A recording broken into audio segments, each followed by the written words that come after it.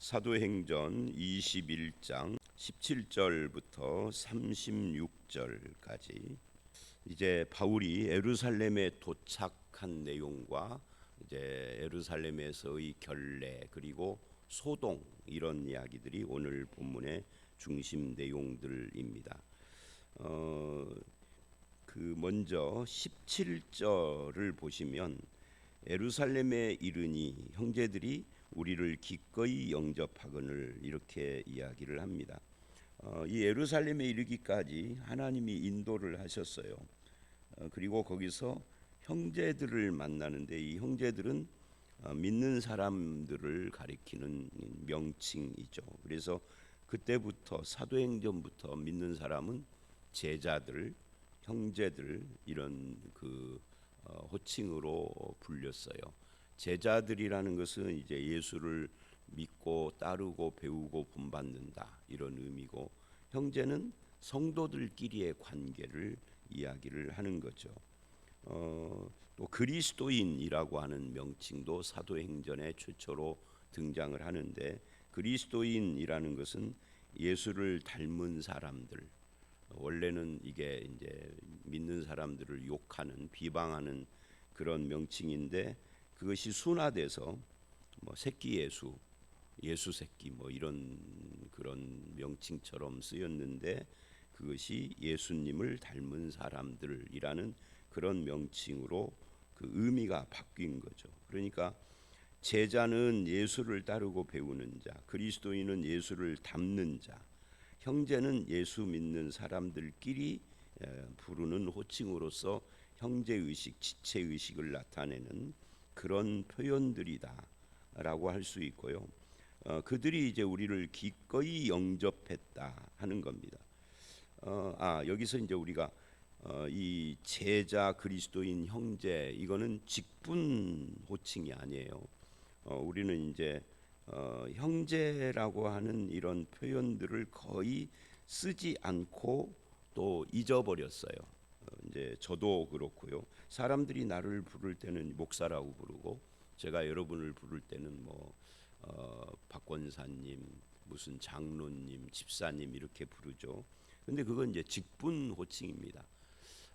그런데 사실은 더 좋은 그런 호칭은 형제, 자매 이런 호칭인데, 이 형제 자매라고 하는 호칭이 사라져 버렸죠.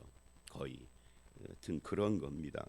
그래서 기꺼이 영접을 했다라는 것은 교제하고 격려하고 했다 하는 그런 이야기입니다.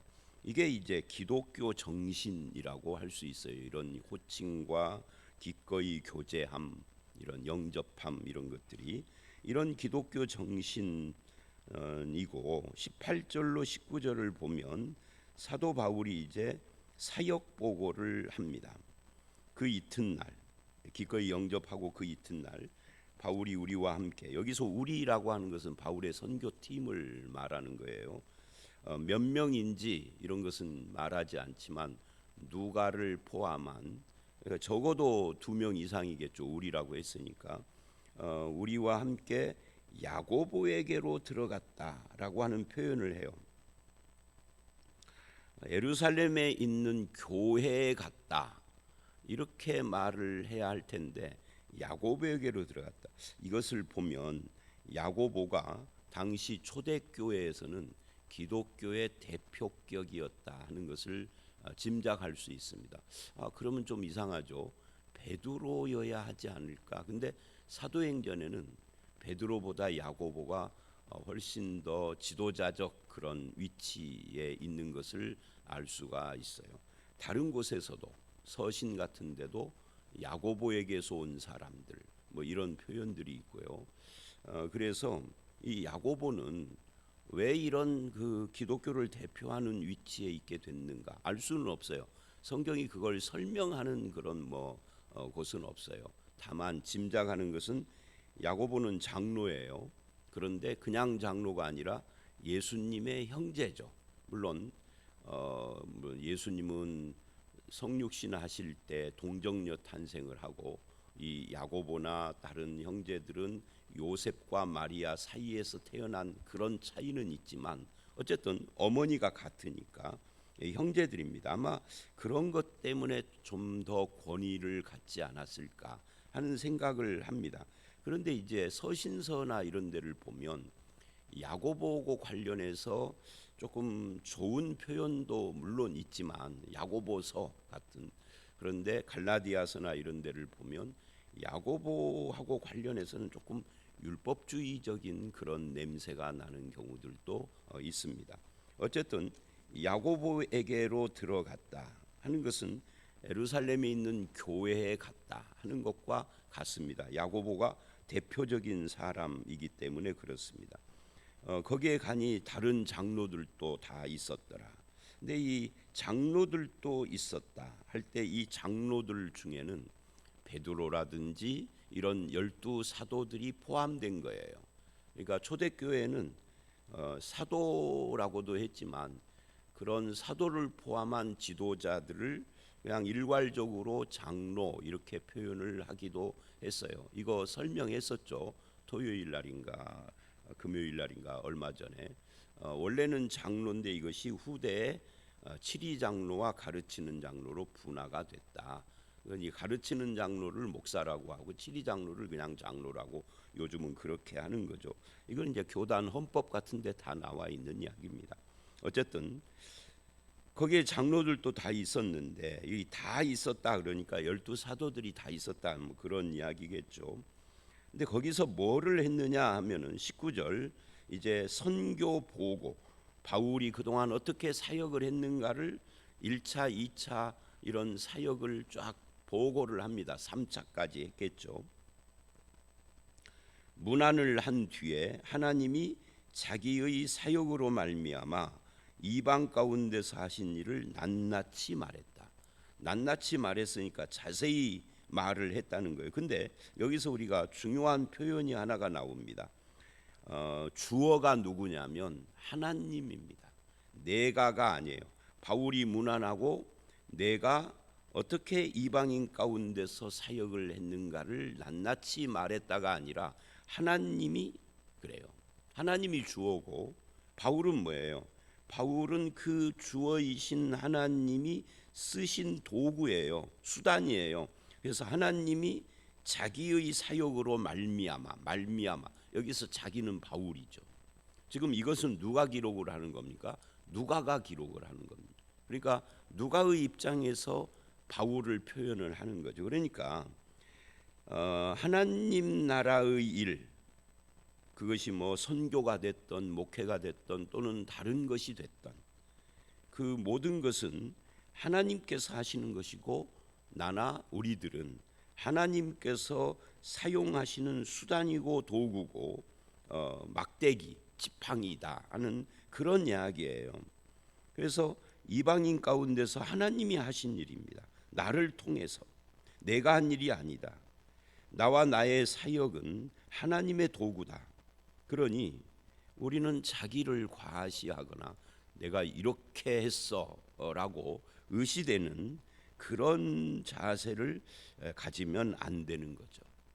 이런 보고를 할 때 그 1, 2, 3차 선교 여행 우리가 사도행전에서 지금 쭉 보고 있는데 얼마나 놀라운 일들과 열매들과 그리고 곳곳에 가는 곳마다 교회가 세워지고 물론 핍박도 받았지만 오늘날은 이제 핍박받고 어려운 것도 무용담처럼 말을 하잖아요. 근데 바울은 그렇게 하지 않았다. 하나님이 하신 일들을 고했다라고 표현을 한다라는 것은 우리가 좀 본받아야 될 필요가 있습니다. 자기를 과시하고 자기를 PR하려고 하는 그런 의도가 아닌 거예요. 그러니까 바울도 바울이지만 이 글을 쓰는 것이 누가라는 생각을 할 때는 바울뿐만 아니라 바울과 함께 오랫동안 함께 선교를 함께한 동역자들도 그 생각과 의식의 수준이 바울하고 비슷했다. 오래 따라다니다 보니까 바울을 닮은 거죠. 그걸 뭐라고 부르죠? 이게 하나님 중심이라고 말을 하는 겁니다. 우리는 하나님 중심이라는 말은 어디서 들어가지고 들은풍으로 써먹기는 많이 써먹는데 실제로는 하나님 중심이 아닌 거죠. 내가 한 거죠 다. 이렇게 돼버리는 거죠. 근데 우리하고 달랐다는 거죠. 바울과 바울을 따라다니는 사람들까지도 생각이 그렇게 바뀌어 있다 하는 것을 알 수가 있어요. 어떻게 보면 이런 것들이 제자 훈련이라고 할 수가 있는 거죠. 그렇게 생각조차도 변하고 바뀌어서 닮아가고 있는 그런 거죠. 그리고는 20절, 21절 그들이 듣고 영광을 하나님께 돌렸어요. 자기를 자랑하는 사람의 간증이나 말을 듣고는 하나님께 영광 돌리기가 쉽지가 않죠. 근데 하나님께서 하신 일을 말하니 하나님께 영광을 돌렸다. 이렇게 표현을 하고 있습니다. 이런 부분들은 우리가 깊이 좀 새겨야 할 필요가 있는 삶의 태도고 자세다라고 하는 것을 알 수가 있어요. 내가 무슨 말인가를 하고 싶은 것이 속에 있거든요. 이걸 표현 않도록 저를 위해서 마음속으로 지금 기도해 주십시오. 하고 싶은 말이 지금 막 해야 할까 말까 하면은 되게 기분 나쁠 것 같은. 하여튼 하나님이 하신 일 하나님께 듣고 하나님께 영광 돌림. 이렇게 말하면 다 고개를 끄덕이고 아멘 그렇지 맞아. 근데 실천적으로 안 해 우리는. 실천적으로 안 해. 그것에 관한 최근의 이야기를 하고 싶은데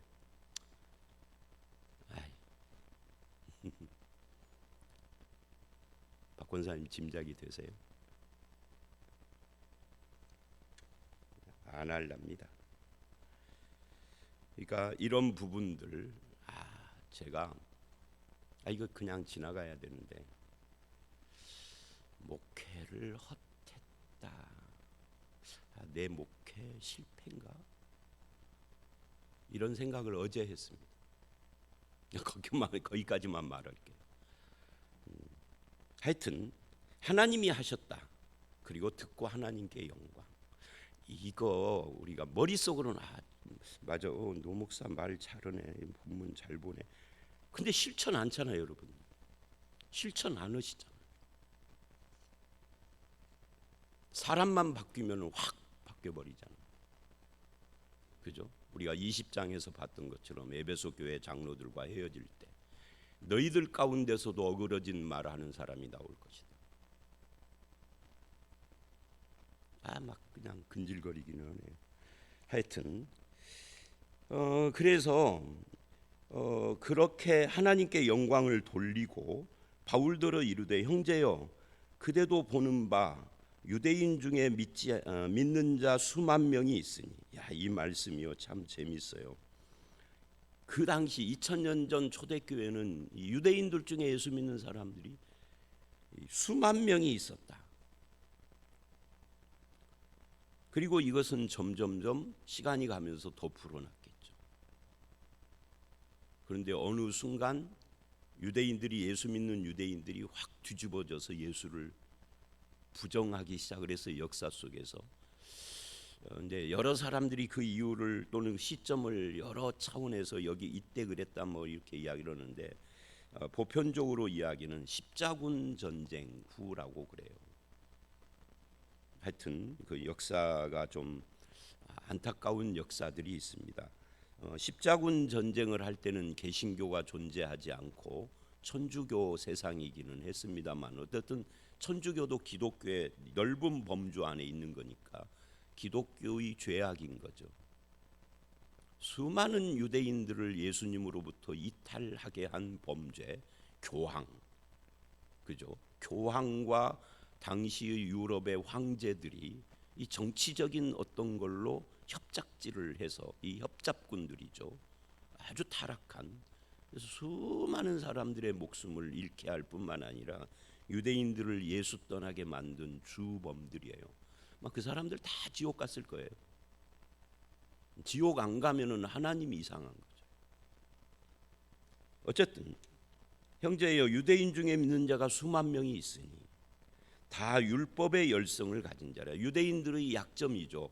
예수를 믿어도 이 율법주의에서 완전히 벗어나기가 좀 어렵다 하는 약점을 가지고 있는 거예요. 그러면서 이제 이제 바울을 충고하는 겁니다.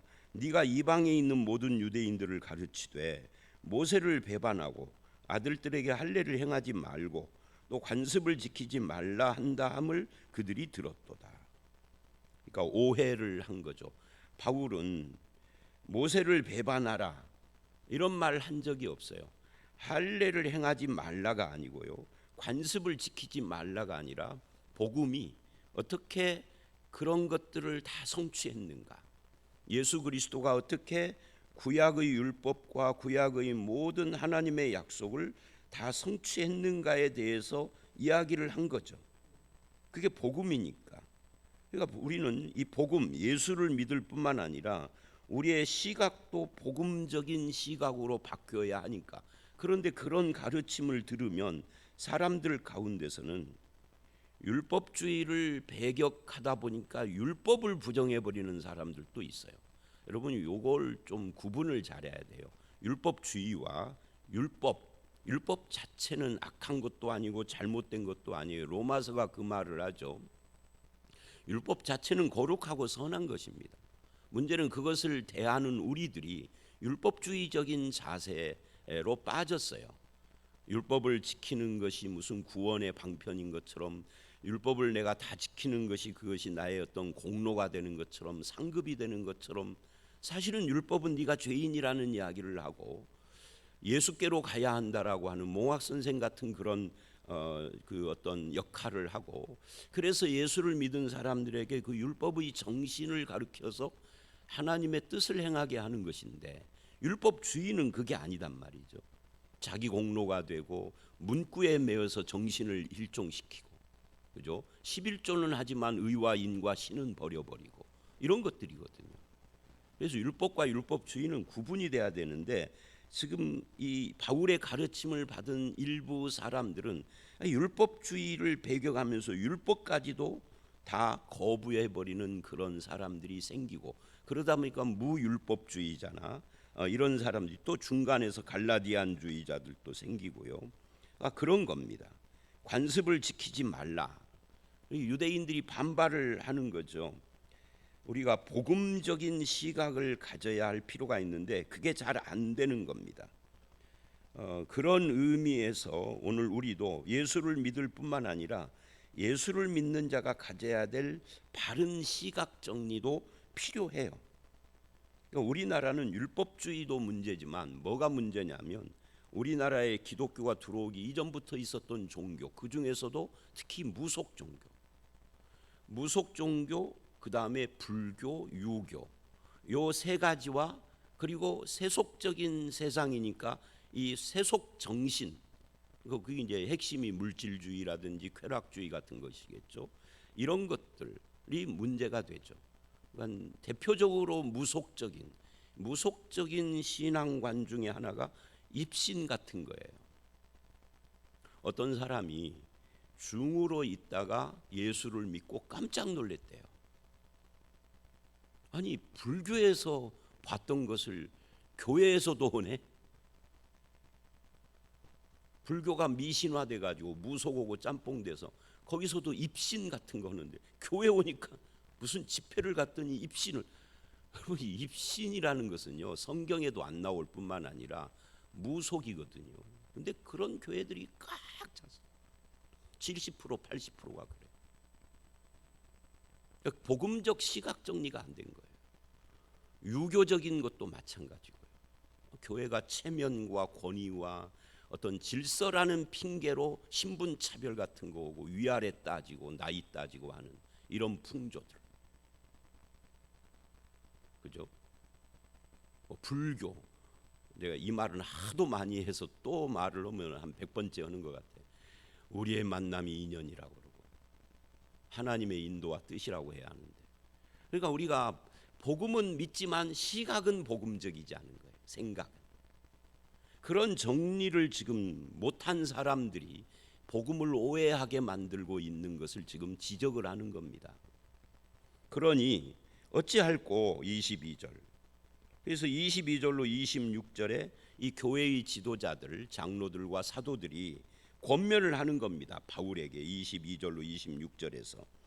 그 권면이 뭐예요? 이런 거죠. 어찌할꼬 그들이 필연 그대가 온 것을 들으리니. 그러면 이제 난리가 날 것이다. 이제 막 바울 반대 데모도 하고 이럴 텐데 우리가 말하는 대로 하라. 그게 뭐냐? 서원한 네 사람이 우리에게 있으니 그들을 데리고 함께 결례를 행하고 그들을 위하여 비용을 내어 머리를 깎게 하라. 그러니까 서원 예식을 행하는데 너희들이 돈 내서 그 서원 예식을 할 수 있는데 좀 함께 동참을 해라. 그러면은 사람들이 바울이 우리가 소문으로 들은 거군 달리 우리가 오해했구나. 우리의 율법과 관습과 이런 걸 무시하는 자가 아니었구나라고 오해를 불식시킬 것이다 라고 지금 충고를 하는 겁니다. 그러면 모든 사람이 그대에 대하여 들은 것이 사실이 아니고 그대도 율법을 지켜 행하는 줄 알 것이라. 25절 주를 믿는 이방인에게는 우리가 우상의 제물과 피와 목매에 죽인 것과 음행을 피할 것을 결의하고 편지해. 이게 지금 25절이 뭐냐면요, 사도행전 12장에서 예루살렘 총회에서 결의한 거. 그때 율법을 지켜 구원받는 거 아니다라고 율법주의를 딱 끊고, 그러나 오해를 불식시키기 위하여서 이방인들 중에 예수 믿는 사람을 이 네 가지, 우상의 제물, 목매어 죽인 거, 음행, 피, 이 네 가지를 금하는. 근데 이것은 하나님의 말씀이 아니라 권면사항으로 그렇게 편지를 하기로 했다라고 그 사도행전 15장에 나오거든요. 근데 그것을 지금 재확인하고 있는 겁니다. 그래서 26절 바울이 이 사람들을 데리고 이튿날 결례를 행하고 성전에 들어가서 제사를 드리고 결례 기간이 만기된 것을 신고하고 절차를 다 밟았다. 근데 여기서 이제 문제가 뭐냐면요, 우리는 이런 경우에 우리 같으면, 우리 특히 한국 사람들은 그 유교 의식이 강해서 유교 의식 중에 여러 가지가 있죠. 아까 말한 뭐 신분 차별 의식 또는 뭐 체면 뭐 이런 것들, 양반 의식 같은 거. 근데 그 중에 또 뭐가 있느냐면 대의 명분이라는 것이 강해요. 이 유교 사회는 대의 명분. 그래서 우리나라 사람들이 특히 더 그러죠. 대의 명분의 반대쪽에 뭐가 있죠? 실용주의가 있어요. 그러니까 한국 사람들은 실용적이지 않은 거죠. 중국 사람들은 유교가 거기서 생겼는데도 공산화된 후에 너무 실용적이어서 A도 뭘또 모르고 그런다고 그래요. 그러니까 좀 우리나라하고 반반 좀 섞으면 좋을지도 모르죠. 그러니까 대의 명분이 강하니까 우리는 이런 거죠. 이럴 때 바울이 내가 바울이라면, 아니 사도님들, 장로님들 들으시오. 나는 목에 칼이 들어와도 그건 안 해. 이렇게 나갈 거예요. 근데 바울은 유연하게, 그래요? 그런 오해가 있다고요? 그러면 오해를 불식시키려면 내가 하죠 라고 아무 무슨 반발하지 않고 했다는 거예요. 옆에서 보는 한국 사람이라면 바울을 보면서 바울이 변질됐네 이럴 거다는 거죠. 근데 바울은 그런 말 듣건 말건 그들이 충고대로 했어요. 그럼 바울이 율법주의로 돌아갔단 말이야? 변했네 바울이. 바울이 좀 나이 먹고 좀 이름 명성을 얻더니 사람이 달라졌네. 우리 목사님 처음에는 안 그랬는데 이런단 말이야. 이게 한국 사람. 근데 우리가 잘못된 거죠. 이 본질과 비본질에 대한 이해를 좀 해야 할 필요가 있습니다. 본질은 예수 그리스도와 복음이죠. 하나님 나라의 복음. 근데 사실은 머리를 깎거나 결례를 행하거나 하는 이런 것들, 거기에 좀 비용을 내고 오해를 불식시키려 하는 것을 바울이 볼 때는 이거 비본질적인 문제다. 비본질적이라는 건 뭐예요? 목숨 걸고 해 안 해 할 문제가 아니다 라는 거예요. 그래서 그것에 대해서는 고집을 부리지 않았어요. 복음에 대해서는 목숨을 내놓고 죽을 뻔도 여러 번 했지만 이건 그런 문제가 아니다. 그냥 유대인들의 관습을 인정해도 상관없다. 다만 바울은 이런 원칙을 지키는 거죠. 이방인에게까지 이런 태도나 이런 것을 요구하지는 않는다. 이게 이제 바울이 분명한 자세예요. 그러나 지금 여기서는 유대인들이니까, 유대인들은 유대 관습대로 이런 걸 하는 거 뭐 상관없다라고 조금 더 유연한 사고와 유연한 자세로 대처를 하고 있다. 무조건 그건 목사님 그건 타협하는 건데요, 변질된 건데요라고 말하는 사람이 있다면 답답하죠. 그러면 그냥 세상을 떠나서 아무도 없는 데서 혼자 지리산 저 어디 들어가서 머리 깎고 신앙생활하는 게 낫겠죠. 그래서 고린도전서 9장 19절로 23절을 보면 어떤 원칙을 이야기를 하느냐면 복음으로 자유하고, 그러니까 자유와 종됨에 대한 이야기를 해요. 복음으로는 자유하고 종됨은 뭐냐면 더 많은 사람들을 얻고자 기꺼이 내가 이 모양도 되고 저 모양도 되고, 유대인에게는 유대인처럼 되고 이방인에게는 이방인처럼 된다라고 하는 사도 바울의 그 자기 견해에 대한 이야기를 해요. 여러분이 읽어보세요. 고린도 전서 9장 19절 이하니까 짧아요. 23절까지니까. 그러니까 이 자유와 종됨, 그리스도 안에서 복음으로 자유한다. 그리고 나는 목표가 확실해요. 사람들을 얻기 위하여서 이 모양도 될 수 있고 저 모양도 될 수 있다라고 하는 이 바울의 자세는 유교로 꽉 막힌 우리보다 훨씬 더 유연합니다.